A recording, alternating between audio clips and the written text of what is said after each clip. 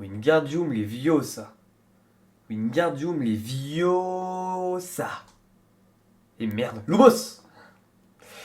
Bonjour à tous, chers auditeurs et auditrices. Ici Voldy, on se retrouve aujourd'hui pour la première vidéo de notre chaîne YouTube. Je me présente, Arthur, alias Voldy, grand passionné du Seigneur des Ténèbres, du Seigneur Lord Voldemort, grand passionné également de jeux vidéo, de football, et sur cette chaîne vous découvrirez le monde du cinéma, le monde du jeu vidéo, et surtout le monde des théories. Sur cette chaîne, comme dit précédemment, vous trouverez des vidéos où j'explique des théories sur de nombreux films, animés, dessins animés, peut-être même des théories sur les jeux vidéo, et aujourd'hui on commence très bien par une théorie sur le monde d'Harry Potter qui est sans hésiter ma saga préférée, toute année confondue. Faut être tout simplement une saga qui a su bercer mon enfance et qui la berce toujours aujourd'hui, même si je pense que l'enfance est bien terminée maintenant. N'hésitez pas, en commentaire, à me dire ce que vous pensez de ces théories, si vous pensez qu'elles sont vraies, fausses, si vous les aimez, si vous ne les aimez pas, s'il manque des détails. N'hésitez pas à le faire parvenir car j'expose les théories telles qu'elles sont écrites sur internet. Je suis impartial dans leur écriture, donc n'hésitez pas à me faire parvenir si vous n'êtes pas d'accord avec quelque chose, en tout respect, bien évidemment. Pour commencer notre aventure, nous allons nous immiscer dans le monde de la magie pour rencontrer la saga la plus populaire de tous les temps. Une saga de 7 tomes, adaptée en 8 films. Je veux bien sûr parler de la saga Harry Potter.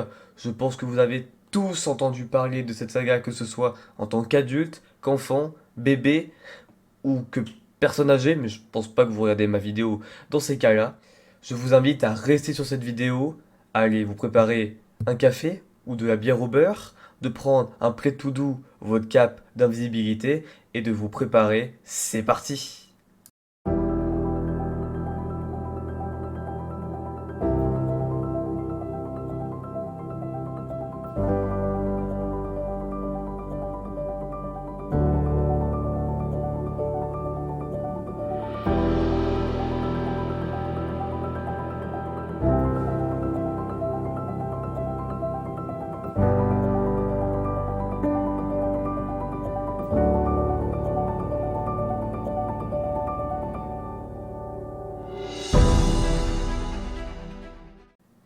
Pour commencer, même si je ne pense pas qu'il y en ait vraiment besoin, petit résumé de la saga Harry Potter, le garçon qui a survécu.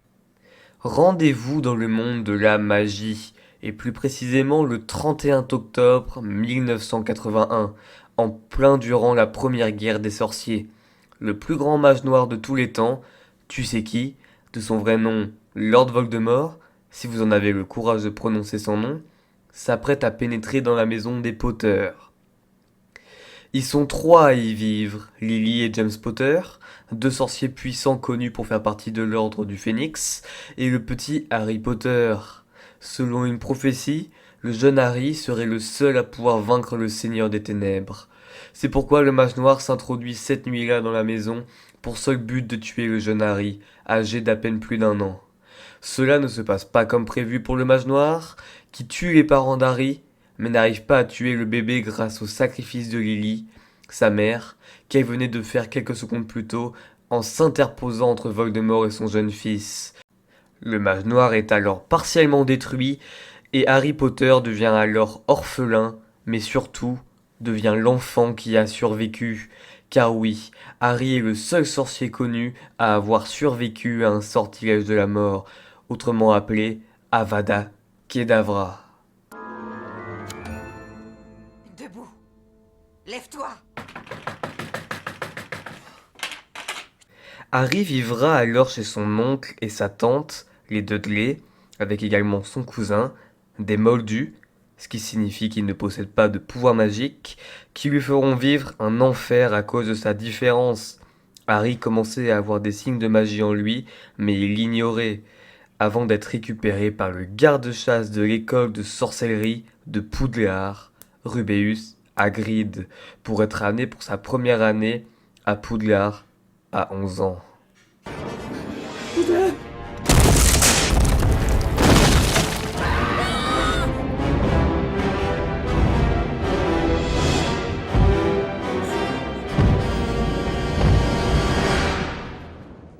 S'ensuivra alors une première année à Poudlard, puis 5 autres, où le jeune Harry apprendra tant bien que mal à s'intégrer dans le monde de la magie, à se faire des amis et affronter de terribles épreuves, mais également à connaître ses propres pouvoirs. Wingardium Leviosa. Non, stop. Tu vas finir par crever un œil à quelqu'un. Et puis d'ailleurs, tu ne sais même pas le prononcer. C'est Leviosa et pas Leviosa. Presque chaque année, le mage noir tentera de faire son retour sous différentes formes et Harry sera directement confronté à lui. Il passera par de nombreuses aventures avant que Lord Voldemort, le Seigneur des Ténèbres, fasse son véritable retour lors de sa 4e année, lors du tournoi des 3 sorciers. Renaîtra.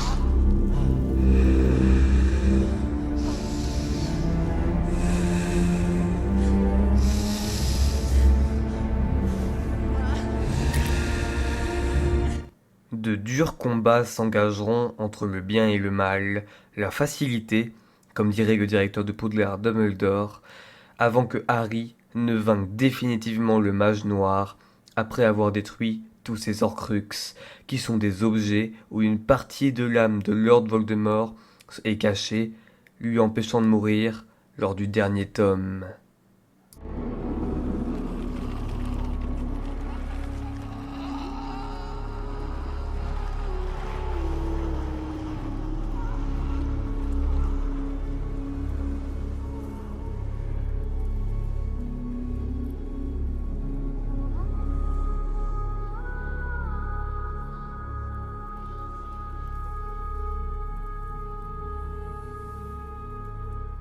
J'aimerais bien évidemment en dire plus, mais on a déjà perdu assez de temps, place à la théorie. Et oui, j'ai changé de vêtements entre temps, puisque ça fait plus de 2 jours que je tourne la vidéo. Comme dit précédemment, cette théorie va vous faire voir certains personnages d'Harry Potter d'un autre œil. Pour cela, rendez-vous dans le dernier tome, qui correspond au 7e film. Car oui, le dernier tome d'Harry Potter correspond aux Reliques de la Mort, partie 1 et partie 2. Nous nous retrouvons donc dans le début de la fin, dans les Reliques de la Mort. Harry, Ron et Hermione se rendent à la tour des Lovegood pour en apprendre plus sur la marque présente dans le livre Biddle le Barde, légué à Hermione par Dumbledore. À la page 475 du dernier tome de la saga, Xenophilius Lovegood s'apprête à en dire plus à nos jeunes sorciers, qui ont maintenant plus de 17 ans, sur cette marque des ténèbres, en leur racontant un certain conte nommé le conte des 3 frères. Ce conte-là va permettre aux 3 sorciers d'en apprendre tout sur ces reliques, les reliques de la mort. Et c'est donc l'analyse de ce conte, le conte des 3 frères, qui fait l'objet de cette théorie. Alors pour les moldus ici présents qui ne connaîtraient pas le conte des 3 frères, je vais vous le partager de suite. Il était une fois 3 frères qui voyageaient le long d'une route solitaire et tortueuse au crépuscule. Ils finirent par atteindre une rivière trop dangereuse pour être traversée. Mais les 3 frères connaissaient bien l'art de la magie et d'un simple coup de baguette, ils firent apparaître un pont. Alors qu'ils allaient traverser, une silhouette encapuchonnée leur barra le passage. C'était la mort. Elle était furieuse. Furieuse car d'habitude, les voyageurs se noyaient dans la rivière. Mais la mort était rusée. Elle fit semblant de féliciter les 3 frères pour leur magie et leur dit qu'ils avaient droit à une récompense pour s'être montrés aussi malins. Le plus âgé des frères, lui demanda une baguette magique plus puissante que toutes les autres. Alors la mort lui en fit une avec une branche d'un sureau qui se trouvait là. Le deuxième frère décida d'humilier la mort encore plus. Et il lui demanda de lui donner le pouvoir de ramener les morts à la vie. Alors la mort ramassa une pierre de la rivière et la lui donna. Puis elle s'adressa au troisième frère, un homme humble. Il demanda quelque chose qui lui permettrait de quitter cet endroit sans que la mort puisse le suivre. La mort, à contre-cœur, lui tendit alors sa propre cape d'invisibilité. Le premier voyagea jusqu'à un lointain village où, grâce à la baguette de sureau, il tua un sorcier avec lequel il s'était querellé autrefois. Enivré par le pouvoir que la baguette de sureau lui donnait, il se vanta d'être invincible. Mais cette nuit-là, un autre sorcier vola la baguette et pour faire bonne mesure, lui trancha la gorge. Et ainsi la mort prit le premier frère. Pendant ce temps, le deuxième frère rentra chez lui et prit la pierre qu'il tourna 3 fois dans sa main. Pour sa plus grande joie, la fille qu'il avait espéré épouser avant qu'elle ne meure prématurément apparut devant lui. Cependant, elle resta triste et froide, car elle n'appartenait pas au monde des vivants. Rendu fou par un désir sans espoir, le deuxième frère se tua afin de la rejoindre. Et ainsi, la mort prit le deuxième frère. Quant au troisième frère, la mort le chercha pendant de nombreuses années, mais ne put jamais le retrouver. Ce fut seulement quand il eut atteint un grand âge que le plus jeune des frères enleva sa cape d'invisibilité et la donna à son fils. Puis il accueillit la mort comme une vieille amie qu'il suivit avec joie, et ils quittèrent cette vie comme des égaux. Vous avez donc maintenant connaissance de ce conte emblématique de la saga. Alors maintenant, nous allons essayer de l'interpréter pour savoir qui sont exactement ces 3 frères et la mort. Est-ce qu'il ne pourrait pas être une métaphore de personnages directement présents dans la saga? Nous allons voir ça de suite. Car oui, selon cette théorie, les 4 personnages du conte ne seraient en fait que la métaphore de 4 autres personnages directement présents dans la saga. Commençons par le plus vieux personnage, le plus vieux des frères. Il demanda à la mort une baguette si puissante qu'elle ne pourrait jamais perdre. La mort lui donna donc la baguette, appelée également la baguette de sureau. Mais à qui pourrez-vous faire penser ce personnage avide de pouvoir? Car n'oublions pas, dans ce conte, le personnage se fait assassiner par un sorcier jaloux. Qui pourrait être un personnage avide de pouvoir, que ce pouvoir lui mènerait lui-même à sa perte? Je pense avoir une réponse à cette question.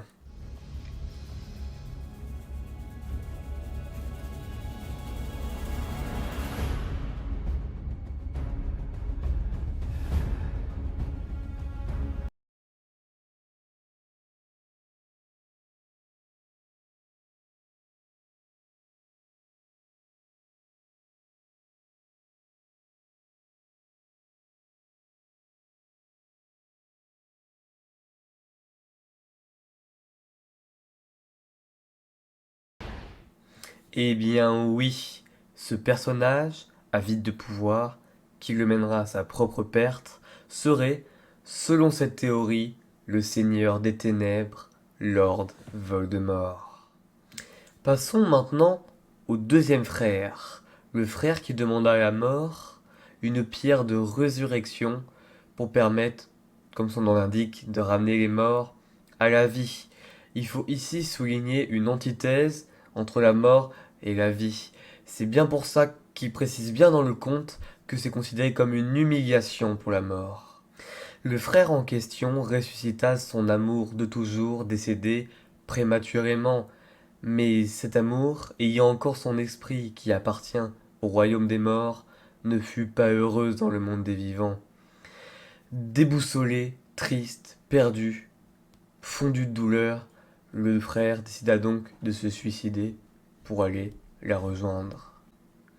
Je vous repose donc cette question.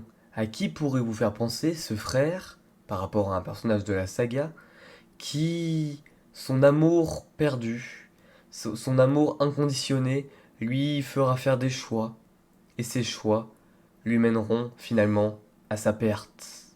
Je vais vous le dire maintenant. Il doit mourir.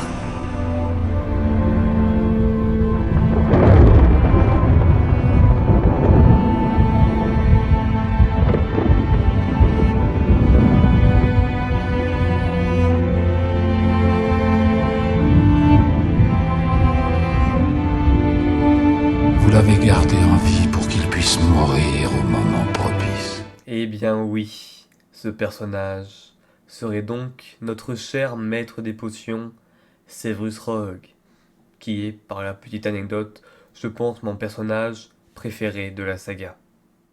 Et oui, toutes ces prises de décision durant la saga seront prises pour la seule mémoire de Lily Potter, et non pour la protection de Harry, et non pour sa fidélité à Dumbledore, mais pour la mémoire de son amour perdu de toujours.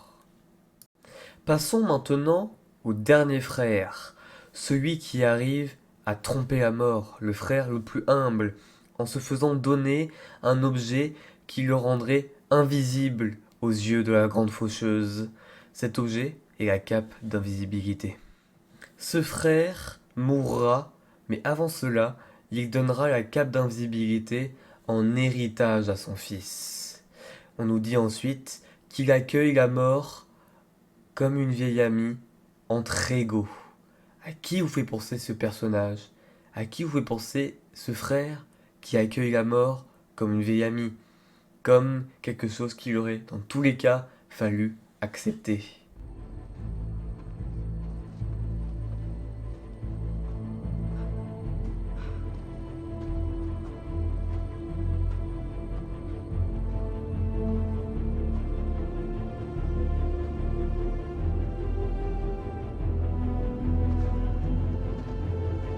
Harry?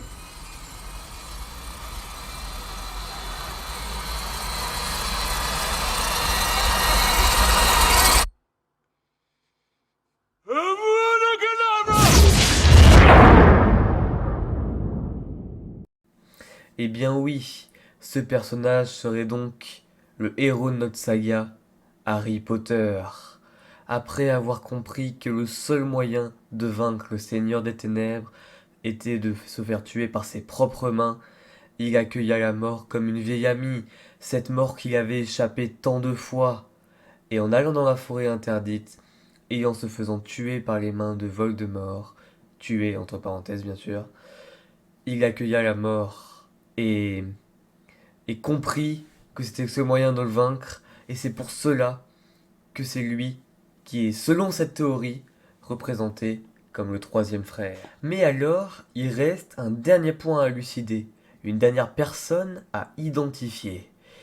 Qui serait la mort? Qui possédait tous ces objets? Qui les a donnés à nos personnages de la saga? En bref, qui, depuis le début, tire les ficelles? Eh bien oui. Je pense que vous vous attendez un peu à qui c'est, et je vais vous le montrer maintenant. Et où sommes-nous exactement? J'allais te le demander. Où sommes-nous d'après toi? On dirait la gare de King's Cross. Mais en plus propre. Et sans tous les trains. King's Cross, c'est ce que tu crois? Bon, cet extrait est un peu court, mais je voulais trouver un extrait qui représente bien le directeur au-dessus de tout, sous une forme divine, pour bien montrer que c'est lui qui, depuis le début, selon cette théorie bien évidemment, dirigeait cette histoire, tirait les ficelles, comme du coup je viens de le dire. Le dernier personnage, la mort, serait donc représenté par le comte des trois frères, par Albus Dumbledore. Effectivement, cela aurait tout son sens, car le directeur de Poudlard tire les ficelles tout au long de la saga, selon cette théorie. C'est lui qui donne à Harry la cape d'invisibilité. C'est lui qui, indirectement, donne la baguette de l'aîné à Lord Voldemort. Et c'est lui qui utilise l'amour de Rogue pour Lily afin de s'assurer l'allégeance du maître des potions. Lorsqu'Harry accepte sa mort, c'est Dumbledore qui l'accueille dans les limbes, comme la faucheuse accueillerait une nouvelle âme. Et bien voilà, c'est la fin de cette vidéo théorie sur le parallèle entre la saga et le conte des trois frères. Dites-moi en commentaire de ce que vous pensez de cette théorie, et dites-moi également quelle théorie sur Harry Potter ou d'autres films aimerez-vous que je traite. Mon avis sur cette théorie est que je l'aime beaucoup, elle donne pour moi des détails supplémentaires, non négligeables, et avec un certain ton lyrique et métaphorique que j'aime beaucoup. Sur ce, c'est la fin de cette vidéo. N'oubliez pas de vous abonner et de liker pour soutenir le travail qui est relativement long. Comme vous voyez, j'ai eu le temps de changer de vêtements 2 fois, tellement que c'est long le montage. Et on se retrouve très bientôt. C'était Voldy. Sur ce, Lumio!